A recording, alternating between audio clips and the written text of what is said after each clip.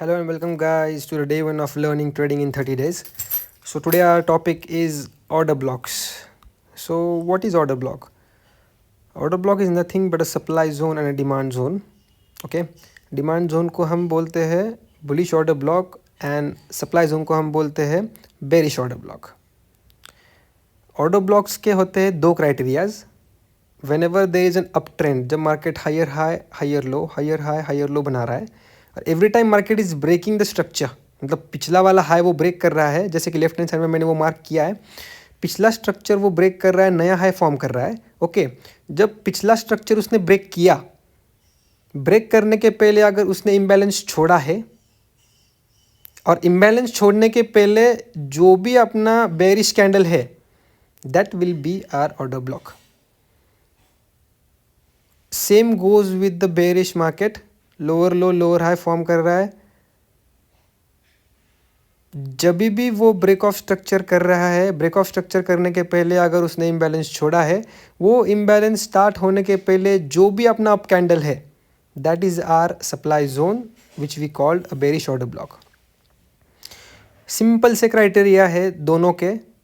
Order block के दो criterias होते हैं, ब्रेक ऑफ स्ट्रक्चर होना चाहिए और चेंज ऑफ कैरेक्टर होना चाहिए. What is change of character I will explain you in the further videos. और इम्बैलेंस छोड़ना चाहिए.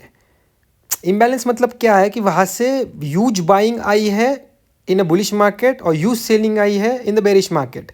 इम्बैलेंस कौन क्रिएट करता है? जिसके पास बहुत बड़ा कैपिटल होता है, जैसे कि सेंट्रल बैंक्स हो गए, इंस्टीट्यूशनल फंड्स हो गए, हेज फंड्स वाले हो गए, वो इम्बैलेंस क्रिएट करते हैं मार्केट में.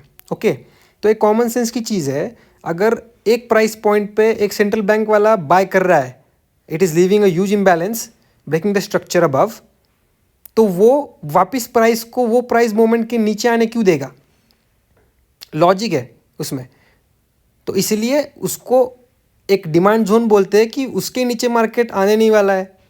लाइकली कि बाबा वो डिमांड जोन पे टैप करके market is likely to reverse again, वापस वो उसके अप ट्रेंड में लग जाएगा. सो दो क्राइटेरिया नोट डाउन करके रखो. ब्रेक ऑफ स्ट्रक्चर होना ही चाहिए, चेंज ऑफ कैरेक्टर होना ही चाहिए, वो भी वीक का नहीं.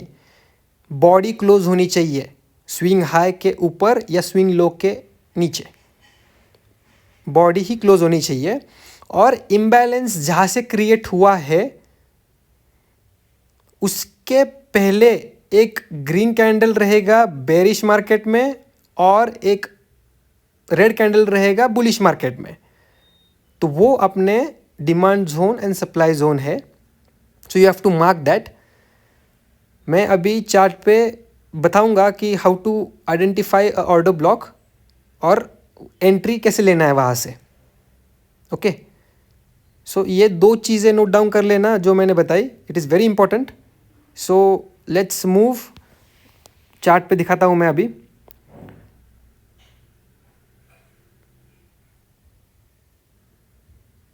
एक second. Okay,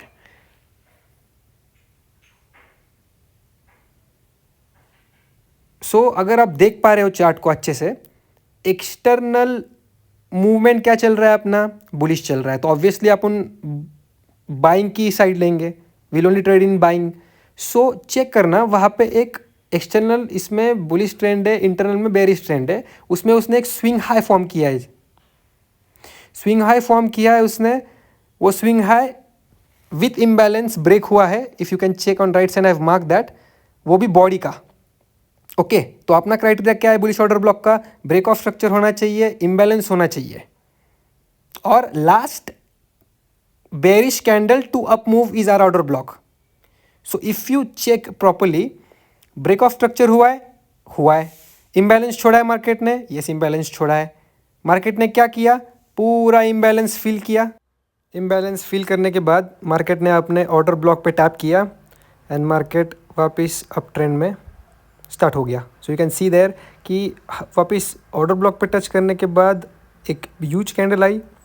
the market started making higher high higher low higher high higher लो.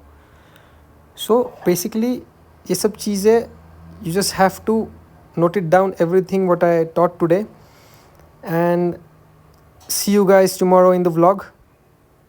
कल का व्लॉग अपना रहेगा what is fair value gap. Till then bye bye, like and subscribe. Thank you.